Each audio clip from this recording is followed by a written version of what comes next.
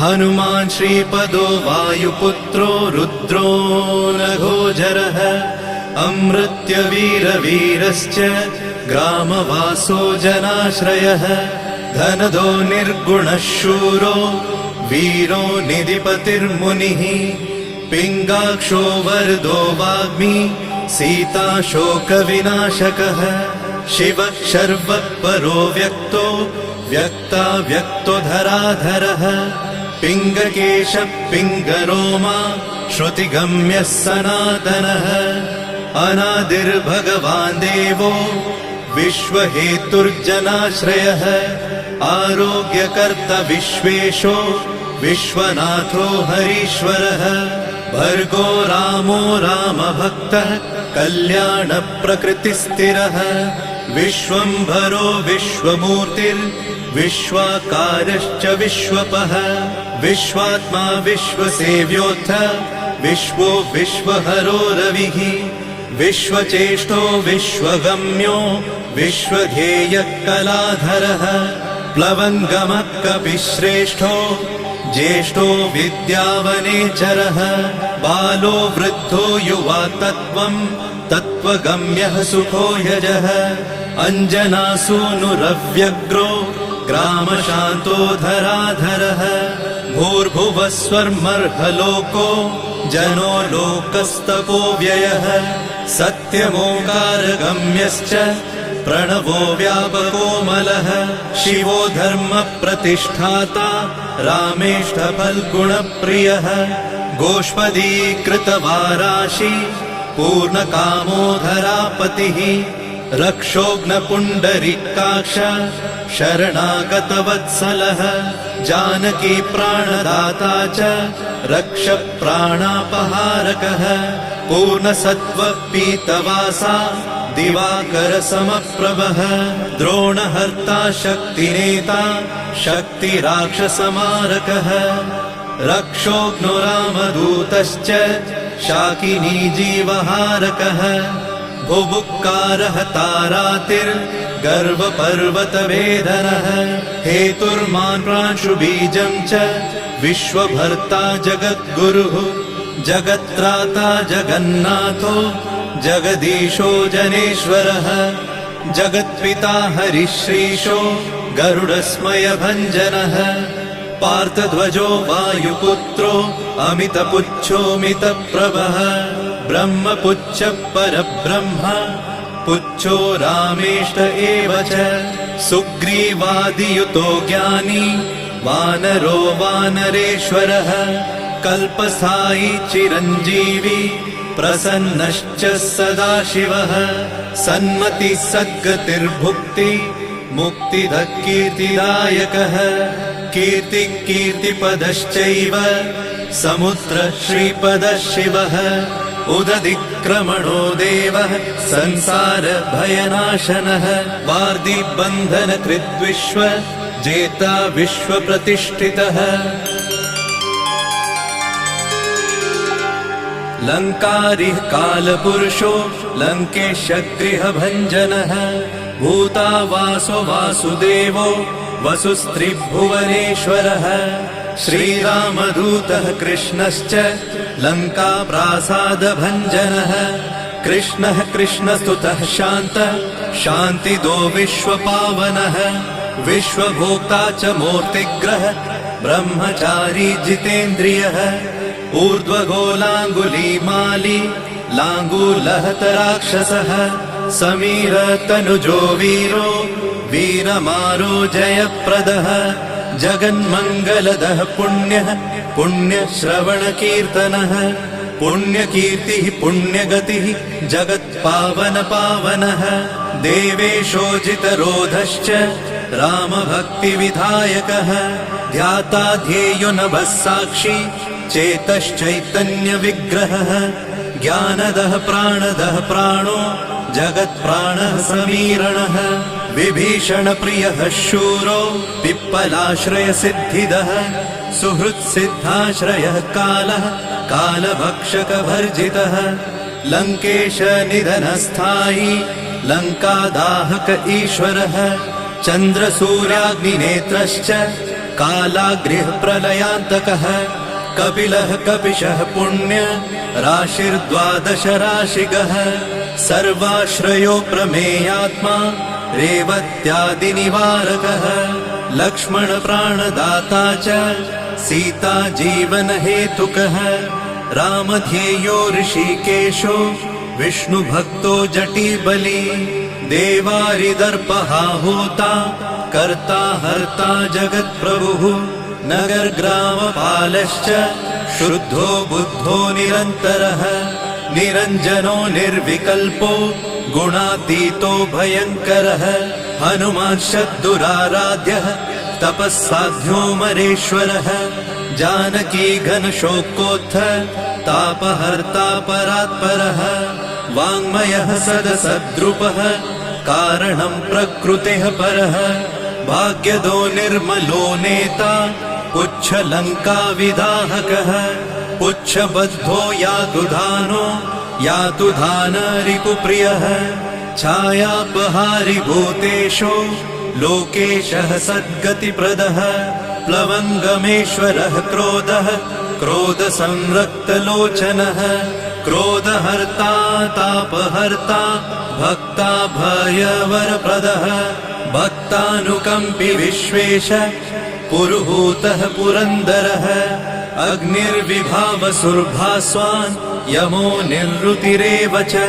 वरुणो वायुगतिमान् वायुः कौबिर्ईश्वरः रविश्चन्द्रः कुजः सौम्यो गुरुः काव्यो शनैश्चरः राहुकेतुर्मरुद्धोता धाता हर्ता समीरजः मशकीकृतदेवारिः दैत्यारिर्मधुसूदनः कामः कपिः कामपालः कपिलो विश्वजीवनः भागीरथीपदाम्भोजः सेतुबन्धविशारदः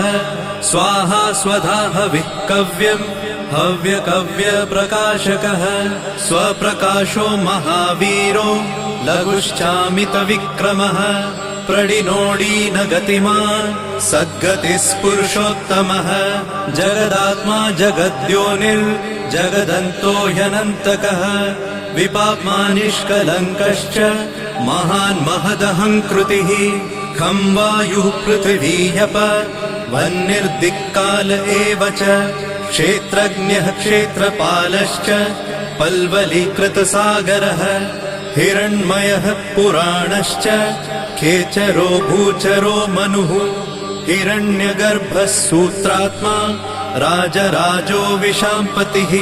वेदान्तवेद्योद्गीतश्च वेदाङ्गपारगः प्रतिग्रामस्थितः साध्य स्फूर्तिदाता गुणाकरः नक्षत्रमालिभूतात्मा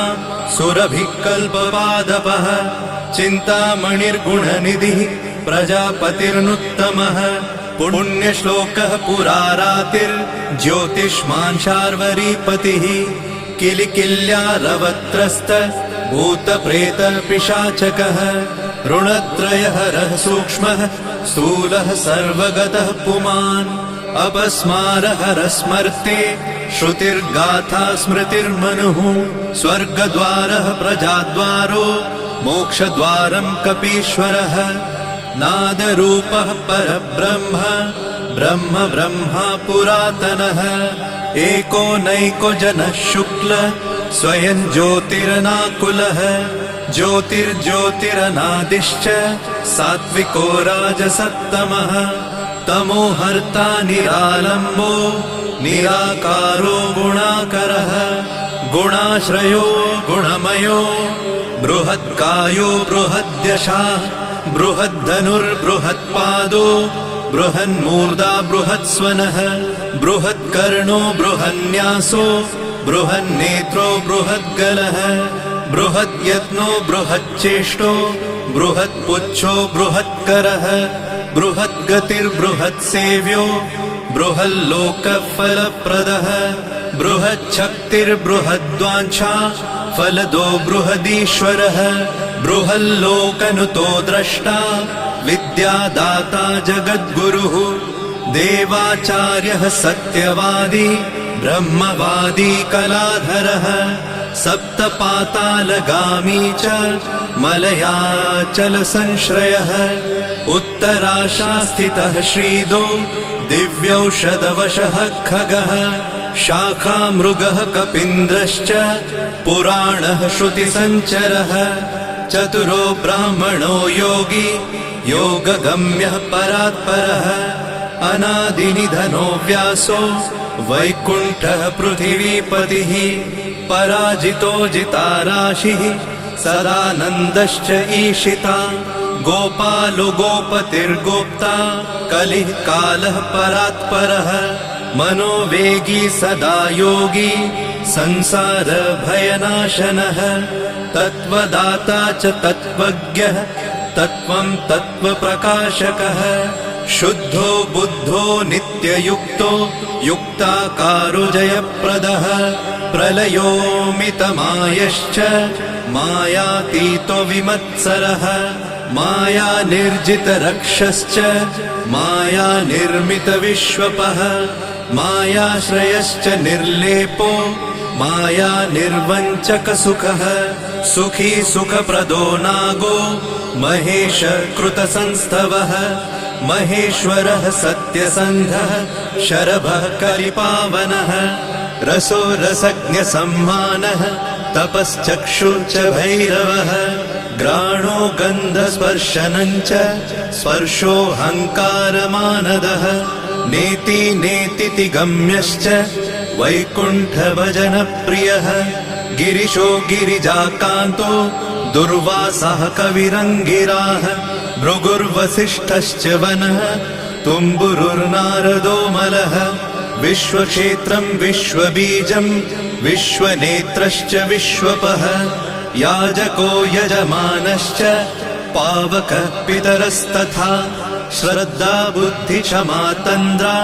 मन्त्रो मन्त्रयुतस्वरः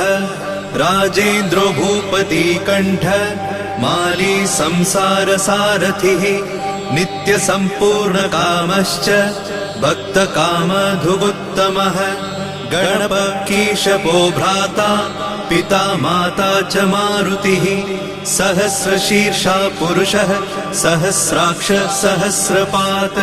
कामजित् कामदहन कामकाम्यफलप्रदः मुद्रहारी रक्षोघ्नः क्षितिभारहरो बलः नखदंष्ट्रायुधो विष्णु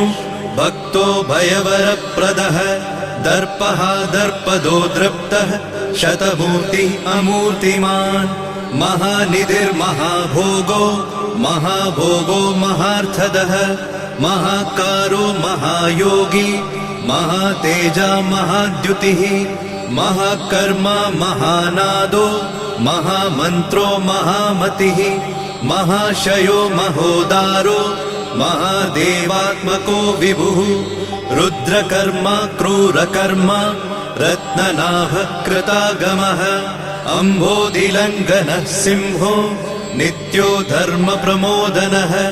जितामित्रो जयः सामो विजयो वायुवाहनः जीवदाता सहस्रांशुः मुकुन्दो भूरि दक्षिणः सिद्धार्थसिद्धिदः सिद्ध सङ्कल्पसिद्धिहेतुकः सप्तपातालभरणः सप्तर्षिगणवन्दितः सप्ताब्धिलङ्घनो वीरः सप्तद्वीपोरुमण्डलः सप्ताङ्गराज्यसुखदः सप्तमात्र निषेवितः सप्तलोकैकमुकुटः सप्तहोतास्वराश्रयः सप्तच्छन्दोनिधि सप्त छन्द सप्तजनाश्रयः सप्तसामोपगीतश्च सप्तपातालसंश्रयः मेधाविकीर्तिदः शोक हरिदौर्भाग्यनाशनः सर्ववश्यकरो भर्गो दोषघ्नपुत्रपौत्रदः प्रतिवादी मुखस्तम्भो दुष्टचित्तप्रसादनः पराभिचारशमनो दुःखघ्नुबन्धमोक्षदः नवद्वारपुराधारो नवद्वारनिकेतनः नरनारायणस्तुत्यो नरनाथो महेश्वरः मेखली कवची खड्गी भ्राजिष्णुर्विष्णुसारथिः बहुयोजन विस्तीर्ण पुच्छ पुच्छ हतासुरः दुष्टग्रहनिहन्ता च पिशाचग्रहघातुकः बालग्रह विनाशी च धर्मो नेता कृपाकरः उग्रकृत्योग्रवेगश्च उग्रनेत्र शतक्रतुः शतमन्युस्तुतस्तुत्य महातेजो महाबलः समग्रगुणशाली च व्यग्रो रक्षो विनाशकः रक्षोघ्नहस्तो ब्रह्मेश श्रीधरो भक्तवत्सलः मेघनादो मेघरूपो मेघवृष्टिनिवारकः मेघजीवनहेतुश्च मेघश्यामो परात्मकः समीरतनयो बोधा तत्त्वविद्याविशारदः अमोघो मोघवृद्धिश्च इष्टदो निष्टनाशकः अर्थोऽनर्थापहारी च समर्थो रामसेवकः अर्ति धन्यसुरारातिः पुण्डरीकाक्ष आत्मभूः संकर्षणो विशुद्धात्मा विद्याराशि सुरेश्वरः अचलोद्धारको नित्य सेतुकृद्रामसारथिः आनन्द परमानन्दो मत्स्यकूर्मो निधिशमः वराहो नारसिंहश्च वामनो जमदग्निजः रामकृष्णः शिवो बुद्ध कल्की रामाश्रयो हरः नन्दी भृङ्गी च चण्डी च गणेशो गणसेवितः कर्माध्यक्ष सुराध्यक्षो विश्रमो जगतां पतिः जगन्नाथ कपिश्रेष्ठ सर्वावास सदाश्रयः सुग्रीवादिस्तुतः शान्तः सर्वकर्मप्लवङ्गमः नखदारितरक्षश्च नखायुधविशारदः कुशलः सुधरः शेषो वासुकिस्तक्षकस्वरः स्वर्णवर्णो बलाढ्यश्च रामपूज्यो घनाशनः कैवल्यदीपकैवल्यो गरुडपन्नगो गुरुः किल्यारावहताराति गर्वपर्वतभेदनः वज्राङ्गो वज्रवेगश्च भक्तो वज्रनिवारकः नखायुधो मणिग्रीवो ज्वालामाली च भास्करः प्रौढप्रतापस्तपनो भक्ततापनिवारकः शरणं जीवनं भोक्ता नानाचेष्टो यचञ्चलः सुस्वस्थोष्टास्य हा दुःख शमनः पवनात्मजः पावनः पवनः कान्तो भक्तागः सहनो बलः मेघनादरिपुर्मेघ नादसंहृतराक्षसः क्षरोक्षरो विनीतात्मा वानरेश सताङ्गतिः श्रीकण्ठ श्रीकण्ठश्च सहाय सहनायकः अस्थूलस्त्वननुर्भर्गो देव संसृतिनाशनः अध्यात्मविद्यासारश्च अध्यात्मकुशलः सुधिः अकल्मषः सत्यहेतु सत्यगः सत्यगोचरः सत्यगर्भः सत्यरूपः सत्यसत्यपराक्रमः अञ्जनाप्राणलिङ्गश्च वायुवंशोद्भवः सुधिः भद्ररूपो रुद्ररूपः सुरूपश्चित्ररूपधृत् मैनाकवन्दितः सूक्ष्म दर्शनो विजयो जयः क्रान्तदिग्मण्डलो रुद्रः प्रकटीकृतविक्रमः कम्बुकण्ठप्रसन्नात्मा हृस्वनासो वृकोदरः लम्बोष्ठकुण्डलिचित्र मालियोगविदाम्बरः विपश्चित्कविरानन्द विग्रहोऽनन्यशासनः फल्गुनीसूनुरव्यग्रो योगात्मा योगतत्परः योगवेद्यो योगकर्ता योगयोनिर्दिगम्बरः अकारादिक्षकारान्त वर्गनिर्मितविग्रहः उलूखलमुखः सिंह संस्तुतः परमेश्वरः श्लिष्टजङ्घः श्लिष्टजानु श्लिष्टपाणि शिखाधरः सुशर्मामितशर्मा च नारायणपरायणः जिष्णुर्भविष्णुरोचिष्णुर् ग्रसिष्णुस्थाणुरेव च हरिरुद्रानुकृद्वृक्ष कम्पनो भूमिकम्पनः गुणप्रवाह सूत्रात्मा वीतरागस्तुतिप्रियः नागकन्या भयध्वंसी रुक्मवर्णः कपालभृत अनाकुलो भवोपायो न पायो वेदपारगः अक्षरः पुरुषो लोक नाथो रक्ष प्रभुर्दृढः अष्टाङ्गयोगफलभुक सत्यसन्धत्पुरुष्टतः श्मशानस्थाननिलय प्रेतविद्रावणक्षमः पञ्चाक्षरपरपञ्च मातृकोरञ्जनध्वजः योगिनी वृन्दवन्द्यश्च शत्रुघ्नोऽनन्तविक्रमः ब्रह्मचारीन्द्रियरिपुर्धृतदण्डो दशात्मकः अप्रपञ्चः सदाचार शूरसेनविदारकः वृद्धप्रमोदश्चानन्द सप्तजिह्वापतिर्धरः नवद्वारपुराधार प्रत्यग्रसामगायकः षट्चक्रधाम स्वर्लोको भयहृन्मानदो मदः सर्ववश्यकरः शक्तिर्नेता चानन्तमङ्गलः अष्टमूर्तिर्धरो नेता विरूपस्वरसुन्दरः धूमकेतुर्महाकेतु सत्यकेतुर्महारथः नन्दिप्रियस्वतन्त्रश्च मेखलिः समरप्रियः लोहाङ्ग सर्वविद्धन्वि षट्कलः शर्व ईश्वरः फलभुक्फलहस्तश्च सर्वकर्मफलप्रदः धर्माध्यक्षो धर्मफलो धर्मो धर्मप्रदोऽर्थदः पञ्चविंशतितत्त्वज्ञ स्तारकब्रह्म तत्परः त्रिमार्गवसतिर्भीमः सर्वदुःखनिबर्हणः ऊर्जस्वान्निर्गलः शूली मालिगर्भो निशाचरः रक्ताम्बरधरो रक्तो रक्तमाला विभूषणः वरमाली शुभाङ्गश्च श्वेतश्वेताम्बरो युवा जयो जय परिवारः सहस्रवदनः कविः शाकिनी डाकिनी यक्ष रक्षो भूतौघभञ्जनः सद्यो जातः कामगतिर्ज्ञानमूर्तिर्यशस्करः शम्भुतेजा सार्वभौमो विष्णुभक्तप्लवङ्गमः चतुर्नवतिमन्त्रज्ञ पौलस्त्यबलदर्पः सर्वलक्ष्मीप्रदः श्रीमान् अङ्गदप्रिय ईडितः स्मृतिर्बीजं सुरेशानः संसारभयनाशनः उत्तमः श्रीपरिवार श्रीभूदुर्गा च कामदृक् सदा गतिर्मातरिष्वा रामपादाब्जषट्पदः नीलप्रियो नीलवर्णो नीलवर्णप्रियः सुहृत् रामदूतो लोकबन्धु